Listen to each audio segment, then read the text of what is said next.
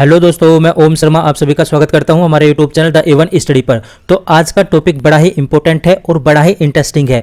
क्यों है? क्योंकि इस समय देखा जाए चाइना के अंदर बड़े स्तर पर मीटिंग की गई है, जिसको हम कह सकते हैं बीजिंग मीटिंग के नाम से, यानी बीजिंग अकॉर्ड के नाम से वो जाना जाएगा। अब चाइना के अंदर जो मीटिंग हुई है बीजिंग के अंदर, उसमें हमास, फतेह, छोटे छोटे 14 लीडरों के साथ साथ वहां पर वर्ल्ड स्तर के लीडर भी आए हुए हैं। तो सारी अपडेट बताएंगे एक एक करके। सबसे पहले ये हमारा टेलीग्राम, ये इसका स्कैन कोड, आप इसको स्कैन करके हमारे टेलीग्राम लिंक से जुड़ सकते हो। यदि यहाँ से स्कैन नहीं होता तो आप हमारे यूट्यूब पेज पर जा सकते हो, वहाँ पर सभी लिंक दिए होते हैं, चाहे टेलीग्राम हो, इंस्टाग्राम हो, व्हाट्सअप हो, आप हमसे कनेक्ट हो सकते हो। तो जैसा कि पता है इस समय पूरी दुनिया और पूरी वर्ल्ड मीडिया की नज़र इस समय चाइना पर टिकी हुई है, क्योंकि पश्चिमी एशियाई देशों का बहुत बड़ा ग्रुप इस समय चाइना के अंदर बीजिंग में इकट्ठा हुआ है। वहाँ पर मीटिंग हुई है और वहाँ पर बीजिंग एग्रीमेंट कर चुके हैं, यानी बीजिंग एग्रीमेंट के नाम से वहाँ पर एक समझौता हुआ है। और वो समझौता किस किस के बीच में हुआ है वो भी आप लोग को बताएंगे। सबसे पहले ये देखिए कि इस समय जो हर न्यूज़पेपर में, हर न्यूज़ चैनल पर इसको कवर किया गया है कि फतेह, हमास क्या जो एग्रीमेंट हुआ है वो किस चीज को लेकर हुआ है। वो हुआ है गाजा के अंदर जो इस समय गवर्नमेंट बनानी है, यानी गाजा के अंदर एक पूरी तरह से यूनिटी गवर्नमेंट बनाने की वहां पर डील हुई है, जिसमें ब्रोकर यानी मीडिएटर की भूमिका किसने निभाई है? चाइना ने निभाई, यानी China brokers Palestine unity deal. यदि देखा जाए ये जो एग्रीमेंट हुआ है फतेह और हमास के बीच में, दोनों इस समय एग्री हो चुके हैं एक साथ आने के लिए, एक साथ गवर्नमेंट बनाने के लिए गाजा के अंदर। यदि देखा जाए तो फतेह और हमास एक दूसरे के कट्टर संगठन है, एक दूसरे से नहीं बनते इनके आपस में, लेकिन इस समय वो एक साथ आ चुके हैं। इनकी हिस्ट्री क्या है वो भी आप लोगों को बताएंगे। खुद यूएसए के जो प्रेसिडेंट है जो बाइडेन, वो भी काफी ज्यादा दिनों से यानी 6 हफ्तों से हमास और इजराइल के मध्य एग्रीमेंट कराने की बात कर चुके हैं, सीज फायर कराने की बात कर चुके हैं, लेकिन बार बार सीज फायर की बात आती है और अटक जाती है, यानी सीज फायर नहीं हो पाती। उनका यही कहना है कि इन दोनों के मध्य सीज फायर होनी चाहिए, साथ के साथ जो भी होस्टेज है वो वापसी अपने घर पर आ जाएं। और अभी भी सीज फायर पर यह कार्य चल रहा है और दोनों के दोनों, यदि इजराइल और हमास की बात करें, वो एग्री भी कर चुके हैं कि हाँ हम सीज फायर करेंगे, लेकिन कुछ ना कुछ ऐसी प्रॉब्लम क्रिएट हो जाती है जो दोनों के मध्य मतभेद का कारण बन जाती है और सीज फायर नहीं हो पाता। देखा जाए इजराइल के पीएम ने यूएस की विजिट की, जिसमें मुख्य मुद्दा था सीज फायर, लेकिन एक तरफ यूएस में मीटिंग होती है और दूसरी तरफ चाइना में मीटिंग होती है, जिसमें छोटे छोटे 14 समूह के साथ साथ वर्ल्ड लीडर के नेता भी वहां पर आए हुए हैं। कौन कौन से देशों के नेता आए हुए हैं वो भी बताएंगे। अब यदि देखा जाए हमास और फतेह के बीच में ये जो डील हुई है मिडिल ईस्ट में, काफी ज्यादा डिप्लोमेटिक डील है, चाइना के द्वारा ये जो मुद्दा उठाया हुआ है और चाइना इस मुद्दे को उठाकर इस क्षेत्र में अपनी भूमिका महत्वपूर्ण निभाएगा। इस समय ग्लोबल मीडिएटर की जो भूमिका निभा रहा है चाइना, वो काफी ज्यादा महत्वपूर्ण है चाइना के लिए, क्योंकि यदि चाइना की पैठ इस क्षेत्र में हो जाती है तो चाइना इस क्षेत्र में काफी ज्यादा महत्वपूर्ण भूमिका निभा पाएगा। यदि इस समय देखा जाए ये जो चाइना है इस क्षेत्र में इजराइल, यूएस, इन दोनों की मुख्य भूमिका है, यानी ये दोनों देश एक दूसरे के साथ है और इन दोनों देशों के खिलाफ काफी ज्यादा देश हैं, यानी काफी देश हैं वहां पर जो चाइना के साथ आना चाहते हैं और यूएस से काफी ज्यादा मतभेद है। और मोस्ट इंपोर्टेंट देश है वहां पर ईरान, क्योंकि ईरान पर यूएसए के द्वारा काफी ज्यादा प्रतिबंध भी लगाए गए हैं।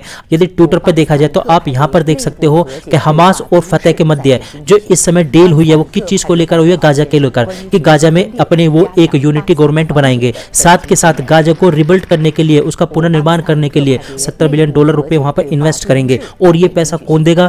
तो ये देगा चाइना। आप यहां पर देख सकते हो ये इस समय वहां पर डील हो रही है बीजिंग के अंदर, यानी बीजिंग के अंदर वर्ल्ड लीडर के जो नेता आए हुए हैं। आप यहां पर देखिए, यहां पर बताया जा रहा है कि जो चाइना है एक बिगेस्ट सुपर पावर है, जो पूरी तरह से ओपनली तौर पर वो किसका सपोर्ट करती है? पैलेस्टाइन का सपोर्ट करती है। वो इजराइल का तो बिल्कुल नहीं करेगी, क्योंकि इजराइल का सपोर्ट कौन करता है? यूएसए करता है, और जिसका यूएसए सपोर्ट करेगा चाइना तो बिल्कुल भी भूलकर नहीं करेगा। अब यदि देखा जाए हमास और फतेह के मध्य, इसमें चाइना ने बड़ी ही महत्वपूर्ण भूमिका निभाई है। और ये क्या बोला जाए कि चाइना ओपनली किसके पीछे खड़ा है? वो फिलिस्तीन के पीछे खड़ा है, यानी फिलिस्तीन के साथ में खड़ा है। और उसने हमास और फतेह के जो लीडर हैं उनको एक साथ लाने का जो काम किया है वो काफी ज्यादा महत्वपूर्ण है। और उसने पूरी तरह से विरोध किया है इजरायली ऑक्यूपेशन का, उसने जो जेनोसाइड किया है गाजा के अंदर। अब यदि देखा जाए ये जितने भी बड़े बड़े नेता हैं आप देख सकते हो, ये 14 छोटे छोटे समूह के साथ हमास फतेह के नेता भी हैं और साथ के साथ अन्य देशों के भी नेता हैं। 14 फैक्शन फ्रॉम फिलिस्टाइन, यानी फिलिस्टाइन से कुछ छोटे छोटे समूह हैं 14, जिसमें मुख्य है फतेह और हमास। अब इसमें जो और भी लीडर आए हैं वो जो अन्य देशों के हैं वो कौन कौन है, चाहे मिस्र हो, अल्जीरिया हो, सऊदी अरब हो, कतर हो, जॉर्डन हो, सीरिया हो, लेबान हो, यहाँ की जो महत्वपूर्ण देश है रूस और तुर्क, वो भी इस मीटिंग में शामिल हुए हैं। तो आप अंदाजा लगा सकते हो ये मीटिंग कितनी ज़्यादा इंपॉर्टेंट है खुद चाइना के लिए, क्योंकि चाइना इसमें जो मुख्य भूमिका निभा रहा है वो है ग्लोबल मीडिएटर की। अब यदि देखा जाए इसमें इजराइल का क्या रिएक्शन हो सकता है, तो ऐसा तो है नहीं कि चाइना के अंदर जो मीटिंग हो रही है इसमें इजराइल चुप हो या इजराइल कुछ ना बोले, तो इसमें इजराइल ने भी कुछ ना कुछ बोला। तो इजराइल ने क्या रिएक्शन दिया है आप ये चीज देखिए। तो इजराइल की तरफ से जो ट्वीट आया उसमें ये क्या बोला गया कि हमास और फतेह का जो एग्रीमेंट हुआ है चाइना के अंदर गाजा को लेकर, अब यहां पर उन्होंने बोला है जो मोहम्मद अब्बास है जो कि किससे संबंधित रखते हैं, फतेह संगठन से संबंधित रखते हैं, उन्होंने बोला है कि उनका जो ट्रू फेस है वो सामने निकल कर आया है, क्योंकि जो हमास है, जो रेपिस्ट है, जो मर्डरर है, उसका साथ देने के लिए, उसका साथ आने के लिए ये उनका ट्रू फेस दिखाता है कि वहां के जो प्रेसिडेंट है वो किस तरह की राजनीति करते हैं, किस तरह के संबंध स्थापित करते हैं। यानी वो पूरी तरह से इजराइल पूरी तरह से यहां पर खुश नहीं है कि ये दोनों के दोनों एक साथ आए हों, लेकिन कुल मिलाकर देखा जाए दोनों के दोनों एक साथ हैं और गाजा के अंदर वो सरकार बनाने की बात कर रहे हैं, वो भी कब, जब इजराइल का वहां पर युद्ध समाप्त हो जाएगा। लेकिन अब इजराइल को भी ये बात पता है कि वहां पर इन दोनों की सरकार आएगी, तो इजराइल भी मेरे ख्याल से नहीं चाहेगा अब युद्ध समाप्त हो, वो पूरी तरह से गाजा को अपने अंडर में लेगा, वो नहीं मानेगा, गाजा को निस्तेनाबूद करे बिगर।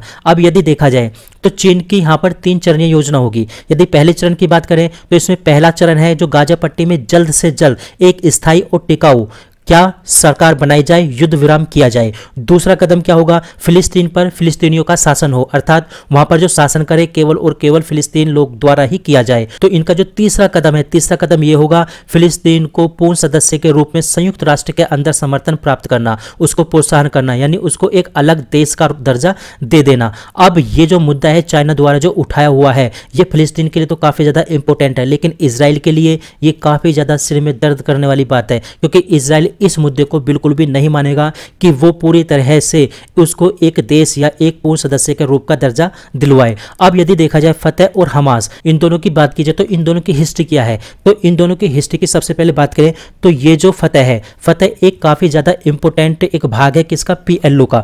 अब ये एकमात्र वैध प्रतिनिधि के रूप में मान्यता दी गई थी 1974 में इसको फिलिस्तीन के लोगों के द्वारा, जबकि ये जो हमास है, हमास को एक आतंकवादी संगठन घोषित किया हुआ है, चाहे यूएस हो, यूके हो या यूरोपियन यूनियन हो तथा इजराइल हो। हालांकि यहां पर देखा जाए इंडिया की बात करें तो इंडिया ने अभी तक हमास को एक आतंकवादी संगठन के रूप में नहीं बताया है, आतंकवादी संगठन इसको घोषित नहीं किया है अभी तक। अब यदि 2006 में बात की जाए तो 2006 में क्या होता, हमास ने फिलिस्तीन राष्ट्रीय प्राधिकरण के विधायी चुनाव में बहुमत हासिल की थी, यानी इसको मेजोरिटी यहां पर मिली थी।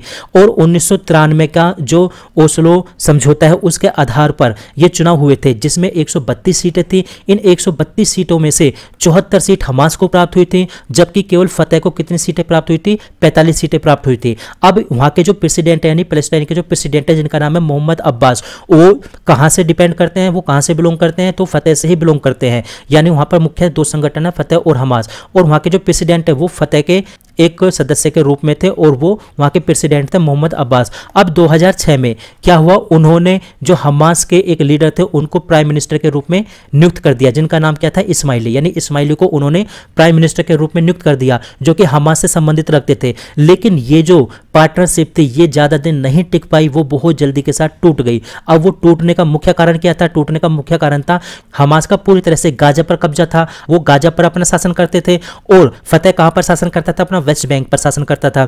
अब हमास ने क्या काम किया, 2007 में जितने भी फतेह के ऑफिसर थे उनको वहां से निकालना, उनको वहां पर भगाना शुरू कर दिया। जब भगाना शुरू कर दिया तो अब्बास ने क्या काम किया, जो उन्होंने प्राइम मिनिस्टर नियुक्त किया था हमास के एक लीडर को यानी इस्माइली को, उनको क्या कर दिया, डिसमिस कर दिया। और जब डिसमिस कर दिया पूरी तरह से तो ये दोनों के दोनों एक साथ नहीं आए कभी, फिर दोनों के दोनों अलग हो गए आज तक। लेकिन अब चाइना में जो मीटिंग हुई है उसमें ये दोनों के दोनों एक साथ है। अब यदि देखा जाए तो ये इजराइल के लिए बहुत बुरी खबर है कि ये दोनों के दोनों एक साथ आएंगे। अब इजराइल बिल्कुल नहीं चाहेगा कि अब गाजा के अंदर युद्ध रुके, वो पूरी तरह से निस्तेनाबूद कर देगा और गाजा को पूरी तरह से अपने अंडर यानी अपने कंट्रोल में ले लेगा। तो फिलहाल हमारी अपडेट यहीं तक थी, आप लोगों को कैसे लगी जरूर बताना, लाइक सब्सक्राइब करना बिल्कुल मत भूलना। Thank you.